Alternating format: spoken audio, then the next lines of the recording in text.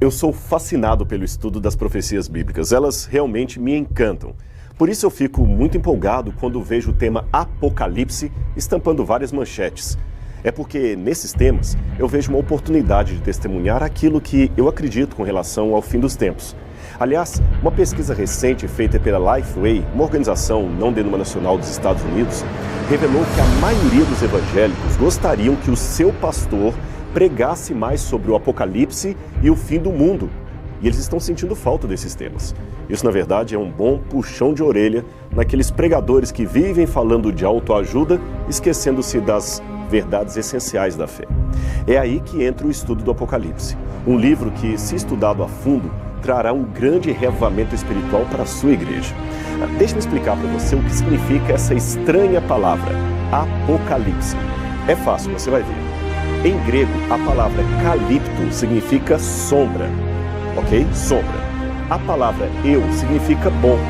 Portanto, eucalipto quer dizer boa sombra. Fácil, não é mesmo?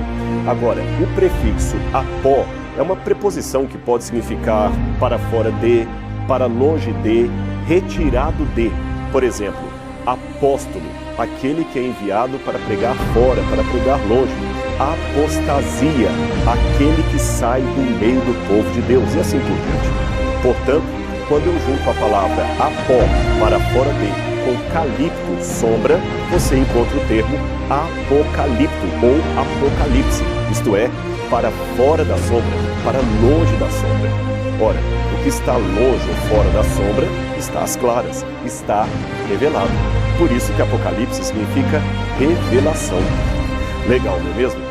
Ele é a revelação de Jesus Cristo, que Deus lhe deu para mostrar aos seus servos aquelas coisas que em breve deveriam começar a acontecer. Mas o fato de ser uma revelação de Deus não impede que haja entre os cristãos sinceros diferenças de opinião a respeito desse livro e, por isso, eu queria começar citando uma frase de Santo Agostinho que, para mim, é texto de cabeceira. Santo Agostinho dizia que, no que é essencial, devemos ter unidade. No que não é essencial, podemos ter diversidade ou liberdade. Mas em tudo é obrigatório que tenhamos caridade ou amor, especialmente por aquele que pensa diferente de mim. É por isso que, com muito respeito, eu creio que vou chocar alguns irmãos evangélicos que seguem as minhas redes sociais. Então você está preparado para o choque? Pois bem, lá vai. Eu não creio no arrebatamento da igreja. Mas como? Será que o Rodrigo Silva perdeu a sua fé? Não, nada disso. E talvez você se surpreenda em saber que eu não estou sozinho nisso. Uma pesquisa feita pelo Pew Forum sobre religião e vida pública entrevistou 2.200 líderes evangélicos de 190 diferentes países e descobriu que 32% deles também não acreditam que haverá um arrebatamento secreto da igreja no fim dos tempos. Quando a pesquisa muito semelhante foi feita com teólogos, desta vez norte-americanos, o número daqueles que negavam ou nutriam sérias dúvidas sobre o arrebatamento era da ordem de 60%. Apenas para situar aqueles que talvez não saibam do que eu estou falando, é que uma grande parte dos cristãos evangélicos de hoje, especialmente pentecostais e neopentecostais, acredita que a segunda vinda de Cristo terá duas fases. A primeira é quando ele vem de maneira secreta para arrebatar ao céu aqueles crentes mortos e vivos, conforme está em 1 Tessalonicenses capítulo 4, versículos 13 a 17. Nesta compreensão, uma multidão de pessoas irá desaparecer de um momento para outro. É por isso que em alguns automóveis nós vemos às vezes aquele adesivo escrito "Cuidado, em caso de arrebatamento, este automóvel ficará descontrolado". É uma maneira bem-humorada de pregar aquilo que eles acreditam. Bem, continuando então, em virtude desse suposto desaparecimento da igreja, que seria arrebatada por Cristo, haverá então 7 anos de tribulação na terra, governada pelo anticristo, que perseguirá o país de Israel, e nesse momento os judeus deverão se converter a Jesus. Então só depois disso é que Cristo volta, aí sim, uma segunda fase, em glória e majestade, em companhia daqueles que já haviam sido arrebatados anteriormente, e então reina 1000 anos sobre a terra. É mais ou menos isso que ensina o dispensacionalismo ou a doutrina do arrebatamento secreto. No entanto, talvez poucos saibam, mas apesar do fascínio dessa visão fácil de muitos crentes, esta não é uma doutrina claramente encontrada na Bíblia Sagrada.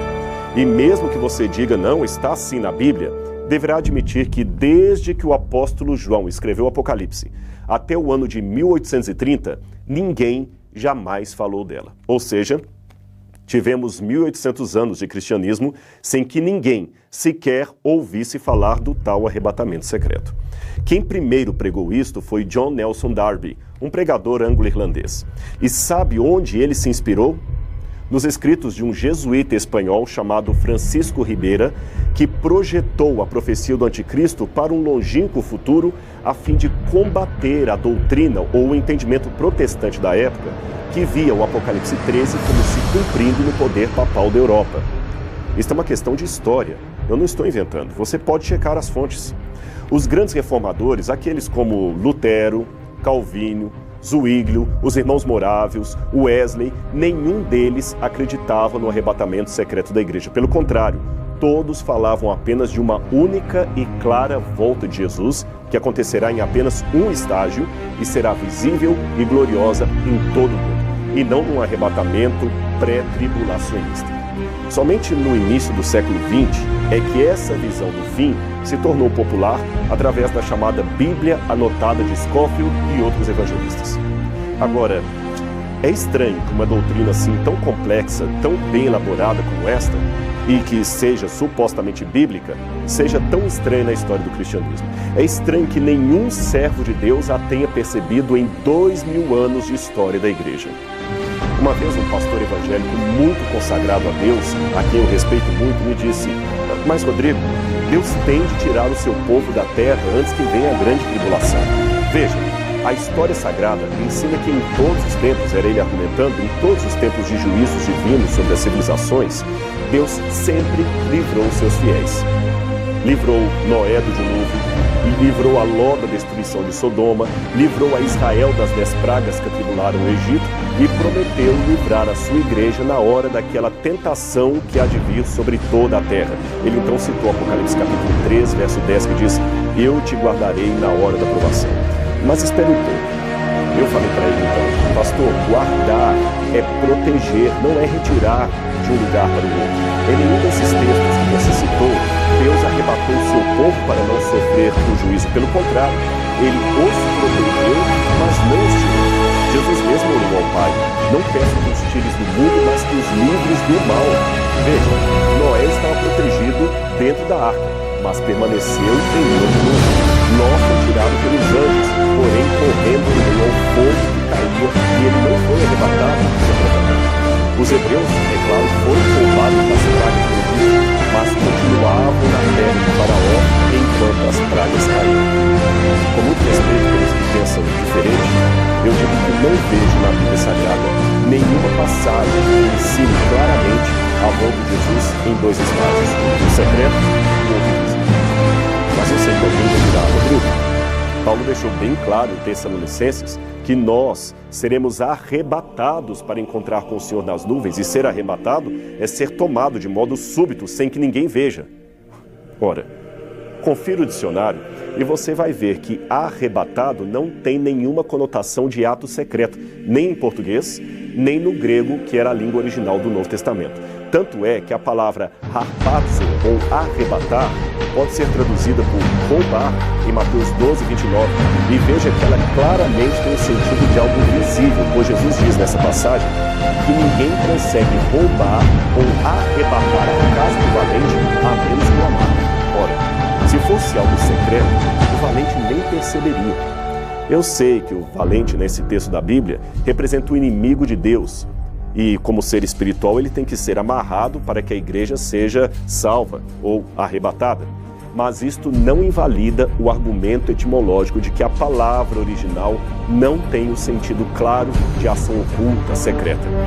Aliás, se você prestar atenção, todos os textos normalmente lidos como referentes ao arrebatamento secreto da igreja possuem em seu contexto um quadro maior de vinda inesperada, porém gloriosa, e visível em todo o mundo, até pelos ímpios. É claro que, pelo tempo, eu não tenho como analisar passagem por passagem, mas eu cito apenas uma delas, que está em Mateus capítulo 24, versos 40 e 41.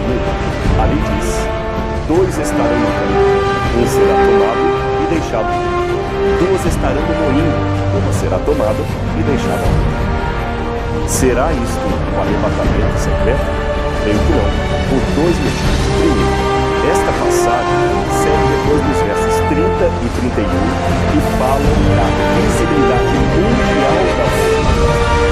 Portanto, é depois da vinda gloriosa que esses textos têm lugar. Em segundo lugar, a comparação que Jesus faz imediatamente antes é com o dilúvio. Esse é um dado importante para você entender essa passagem. Você pode ver na sua Bíblia. Ele fala: assim como foi nos dias de Noé, assim será a vinda do Filho do Homem. Nos dias de Noé, os homens não perceberam até que veio o dilúvio e os levou a todos. Note, os que foram levados pelo dilúvio são aqueles que se perderam. Aí ele arremata: do mesmo modo em minha vida. Um será tomado e o outro deixado, ou seja, um será levado, como os antigos foram levados pelo dilúvio, e o outro será poupado, como poupada foi a família de Noé. Logo, a análise textual nos indica que os que são deixados são os que se salvam, e os que são levados são os que se perdem. Veja com calma na sua Bíblia e você verá que é isto mesmo. Agora, a despeito de qualquer discordância interpretativa ou teológica, uma coisa eu posso dizer com muita convicção. Independente da religião que você professa, ou até mesmo da ausência dela, pois muitos preferem não seguir religião alguma, eu espero que você concorde comigo pelo menos nisto. Jesus ama a mim e a você. E se formos fiéis a Ele, Ele voltará para nos levar ao reino que Ele mesmo prometeu. A sua promessa não falha, e o Apocalipse é a certeza que nós dois temos disso.